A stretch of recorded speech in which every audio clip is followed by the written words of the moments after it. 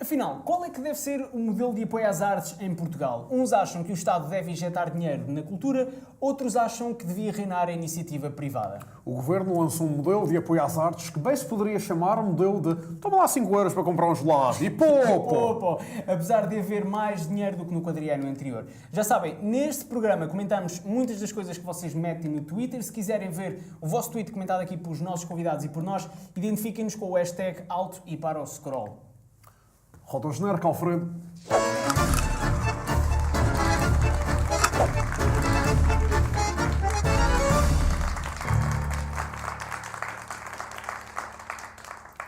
Hoje temos connosco João Pedro Salvador, jornalista. O João Miguel. Então foi esse o erro. Não interessa. Em minha defesa... Estás bem identificado no oráculo, é o que interessa. Estás bem identificado no oráculo. Em minha defesa, eu chamo Pedro Salvador. Pois. João Miguel Salvador. Olá, Pedro como Salvador. está? Não, eu não sou o João. Hoje temos connosco o Sr. Salvador, jornalista de cultura do Expresso. E visiting scholar em Berkeley, ou não por isso? Voltei agora. Ok, voltaste agora. Da Califórnia, pronto, não passei na universidade, mas estou por cá. Olha, vamos arrancar aqui para a pergunta que vai abrir o debate. Será que os artistas em Portugal estão predestinados a falarem aquele dialeto dos youtubers para se safarem? Tipo, olha isso! Olha. Não? Não sei se é isso que eles vão ter de fazer para se conseguirem safar neste mundo, que cada vez é mais... Pelo menos para chegarem ao Brasil, se calhar vão ter de pensar um bocadinho qual é que será o caminho. Os portugueses descobriram-no. Ok, agora vamos fazer uma pergunta a sério. Olha, se o financiamento médio aumentou de 108 mil para 138 mil euros por companhia de teatro, de onde é que vem esta polémica com o modelo de negócio, com o modelo de apoio às artes? Ok, o Salvador primeiro está aqui a ver se isto não cai, se não cai juntamente com a cultura em Portugal. Exatamente. Se notarem, Figurativamente. Sim, se notarem um barulho de fundo, são martelos pneumáticos, o edifício onde está o estúdio está em obras, lamentamos, vamos ter de continuar, é assim que é a vida do espetáculo. Mas voltando, não vale a pena. Okay. Voltando aqui à vossa questão, onde é que vem a polémica? A polémica não vem tanto desses 108 ou 138 mil euros. É que o problema é que isso só abrange as companhias de teatro. Estamos a falar de um universo muito maior, que tem também as artes circenses, tem a dança, tem várias expressões que não estão incluídas neste valor. E depois, o que a comunidade artística em Portugal deseja neste momento é que se volte aos valores de 2009, que, como sabemos, poderá não ser tão fácil quanto isso. Pois, vamos aqui passar aos tweets. Como sabes, nós aqui neste programa utilizamos muitos tweets para ir guiando as conversas. Temos já aqui o primeiro do Rui Manuel Braz. Salvador, estás aí mais perto, dá-lhe. Os projetos artísticos e as companhias de teatro em Portugal não podem continuar a viver apenas dos subsídios do Estado. Há que procurar patrocínios e procurar outros meios de financiamento, #cultura.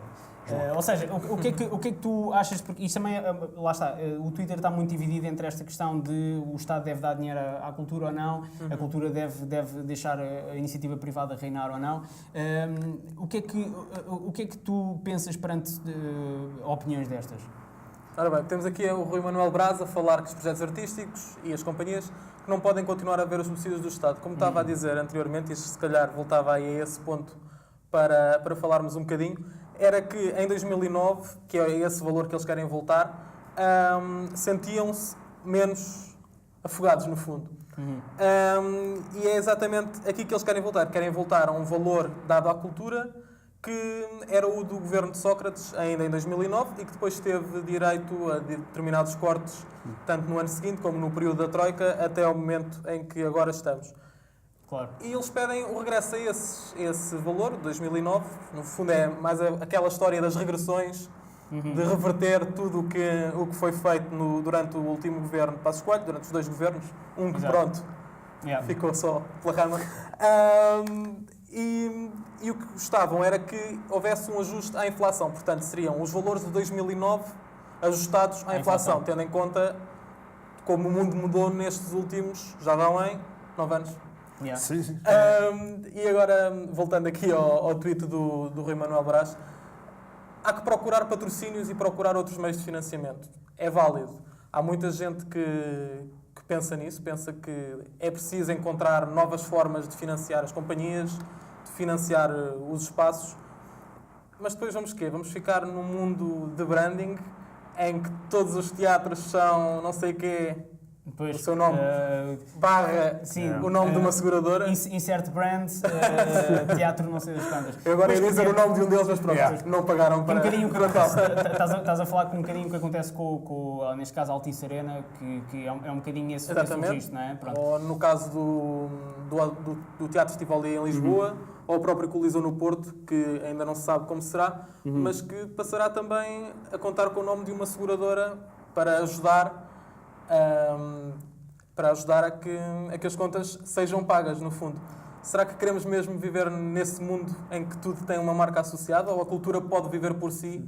Pois, e também ao nosso lado também temos de a consumir, não é? Nós temos aqui um gráfico interessante que foi publicado no jornal Eco e também foi um tuiteiro que o publicou, onde temos precisamente este gráfico que nos dá em números a quantidade de percentagem do PIB que é dedicada à cultura nos vários países da Europa. Cultura, recreação e religião. Exatamente, cultura, recreação e religião. Neste caso, neste gráfico está tudo incluído, depois no gráfico abaixo, que nós podemos mostrar a seguir, já está mais discriminado. Temos aqui o caso, que conclusões é que podemos tirar aqui? Temos os países de leste, que são os que investem mais na cultura na Europa, e depois temos um dos países que se calhar, isto não é fundamentado, mas que se calhar se poderia considerar um dos países mais influentes em termos culturais na Europa, que é o Reino Unido, é um dos países que investe menos na cultura. Okay. Que conclusões é que podemos tirar daqui? Eu não li o estudo na íntegra, mas vendo aqui pelo gráfico, em primeiro temos a Hungria. Sim, exatamente. Se a visão Sim, não sim. me está a falhar. Sim. E E a a seguir, Hungria... depois temos Hungria, Islândia, Estónia, ok. Temos Letónia, assim Croácia, República Checa, lá pelo meio vem a Dinamarca, que também investe... uma feijoada de países. Países de Erasmus, digamos. Países de Erasmus. Países de Erasmus, Começando pela Hungria, um grande país de Erasmus. Sim. E não só. Um país também de muita cultura. É um país que também tem grande parte dos fundos estruturais para a cultura. E talvez aí estejamos a mexer com um valor que é do Estado húngaro, mas que tem um apoio da Europa. Pelo menos do que eu vi na página do Conselho da Europa, mostrava-nos que o financiamento público para estes investimentos na cultura vinha de pagamentos de fundos de coesão europeus, o que é capaz de nos dar ali um certo engano ao olhar só para o gráfico. Depois temos ali no pódio também a Islândia, não é? Sim, exatamente. Temos a Islândia também, que vem logo a seguir, vem em segundo lugar, a Estónia, Letónia, Croácia, República Checa, Dinamarca, Eslovénia, novamente. Se calhar ainda ia aqui falar da Islândia, depois vinhamos então para o contrário do Reino Unido, não sei se vos parece bem. Sim. No caso da Islândia, se pensarmos, em 2008 houve a grande crise e uma grande mudança na política na Islândia e também na forma como eles veem a cultura. Houve assim uma espécie de refundação do país todo. A nova classe política achava que a cultura devia ser uma grande aposta e estamos a falar da Islândia, que tem cerca de 320 mil habitantes, mais ou menos. Portanto, é um país com muito pouca gente e que é do tamanho de Portugal. Vá. Sim. Se formos lá pegar em cima e falarmos em baixo... E é curioso estás a dizer isso, por exemplo, eles dedicam quase 4%, aliás, não, a Islândia, quase 6,5% ou quase 7% à cultura, recreação e religião. Do seu PIB a isso, mas a questão é quanto é que é o seu PIB, não é? Exato. Eu não vi os números do PIB islandês, mas vi algumas declarações, não sei de cor. Não sabes. Consegui a população e o espaço. Jornalista, entre aspas. Falando na Islândia e olhando para algumas declarações de políticos islandeses, houve uma grande preocupação no lado cultural e nas indústrias criativas, que neste momento já valem, plim, podemos pôr o dinheiro a cair, 1.000 milhões de euros. É o valor que as indústrias criativas e a cultura já valem na Islândia. O que nos dá que pensar se não devemos investir, ao contrário do que o nosso Twitter Rui dizia. Exatamente, ou seja, temos aqui um um verdadeiro Um caso paradigma, investimento sim, na sim, cultura. sim. Por acaso nunca tinha pensado nisso assim, ou seja, o Estado dar dinheiro, investir dinheiro na cultura pode resultar efetivamente numa indústria cultural mais dinâmica. E depois a seguir Quem vem... não tem um amigo que não foi à Islândia nos últimos 2 anos. Exatamente. Tirar Sim, é fotografias verdade. de drone para... E temos aqui precisamente o lado oposto desta questão, outra perspectiva, que é o Pedro Marques Lopes, comentador do Eixo do Mal, que nos diz: num país com as limitações de mercado como este de Portugal, o Estado não investir fortemente na produção cultural é matar a cultura. Isto parece-te verídico? Parece-me verídico e parece-me que talvez seja das opiniões melhor fundamentadas aqui no Twitter, falando desta crise na cultura. Sim, é que voltando ao gráfico anterior, Portugal, lá está no final da tabela. Portugal é um dos países que investe menos na cultura aqui no meio disto tudo. É o anti-top 4. Está ali. Sim, exatamente. É um dos países que investe menos Pronto, na e cultura. temos ali o Reino Unido, não é? Sim. Não chegámos a falar dele porque eu começo a falar de uma coisa, entretanto estou a falar de outra. Não, nós também avançámos e não temos espaço para falar do Reino Unido. E no Reino Unido passa-se o contrário, não é? Está a nível da despesa face à despesa na cultura face ao seu total, está no mínimo. Por um lado, penso que tem a ver com a própria cultura local. As pessoas consomem muita cultura, estão habituadas a ir ao teatro, ir ao cinema, ir aos museus. Já lá vamos, temos aqui um eurobarómetro brutal. Temos ali mais um. Então já me estão a apanhar aqui na curva. Não, Não é bom termos aqui um eurobarómetro que nos diz precisamente que Portugal tem dos menores índices de participação cultural. E depois, por isso, depois vamos um bocadinho ao encontro do que também estás a dizer aqui. Ok, vá lá. Desculpa, E o Reino Unido tem uma cultura de mecenato incrível, algo que não se verifica por cá, não é? E talvez aí o papel do Estado ainda continue a ser maior do que noutros lugares. Ou seja, de certa Dizemos forma... mais evoluídos. Exatamente, mas de certa forma será que a cultura, ou seja, a indústria cultural inglesa, de certa forma, precisa menos da ajuda do Estado porque é mais desenvolvida e mais dinâmica? Talvez o seja. Agora, o que é que sobreviveria cá sem as ajudas do Estado? Pois, provavelmente, se calhar só o Salvador... Salvador está a pensar. Eu estou um Harry Potter português. Não, pois, sim. Salvador Nós que Martinha- somos salvadores... Sim, nós Salvadores sabemos que é um Salvador Sobral e um Salvador Martinha que neste momento vendem bilhetes. Talvez os salvadores sejam que vão salvar o país. Adeus, Ruben. Não, mas eu estava a pensar no Salvador Martinha, que teve aquele especial na Netflix. Se calhar, será que tu escreves tanto sobre a Netflix, sobre a cultura em Portugal, também achas que o caminho da cultura em Portugal pode passar por aí, pela procura de plataformas como a Netflix, como o Salvador Martinha fez? Quer dizer, se bem que ter teatro na Netflix não dá. Ter teatro na Netflix eu acho que se estraga um bocadinho a experiência, Sim, no caso dos sim. especiais de comédia, e eu que consumo muito, confesso que consumo muitos especiais de comédia, especialmente no Netflix, que é onde eles estão. Um dos teus favoritos já agora, só por curiosidade. Um dos meus favoritos. Ainda se pode dizer que se gosta do Louis C.K. Eu já sabia, Ainda se pode dizer, já não se pode dizer. Não, ainda podes dizer. Ainda se pode. É válido. É Louis C.K. pré-escândalo. Gostas de Louis C.K. pré-escândalo? Para escândalo. Ok. Embora tudo o que ele diga durante os especiais de comédia Sim. quer dizer. Sim, exatamente. Olha, nós tínhamos precisamente aqui a questão do Eurobarómetro, vamos passar para isso. Está aqui, é isto, exatamente. Salvador, tu é que foste buscar esse coisa, faz lá aí a tua pergunta. João, essencialmente o que nós encontramos aqui foram uns 3 relatórios, um 2008, 2012, 2017, que basicamente falam da participação e acesso cultural dos países da União Europeia. Ok. E o que nós encontramos aqui, a nível português, foi, não diria uma estagnação, mas nós estamos sempre no parágrafo final, ou seja, nós estamos sempre nas percentagens mais pequenas. Ou raramente visitamos marcos históricos, galerias, museus, vamos anualmente ao cinema. A questão é esta, João. É justo, tal como dizem dois destes tweets, afirmar que o Estado deve deixar de dar ajudas à arte porque simplesmente o povo lusitano não tem interesse. É justo pensar isso?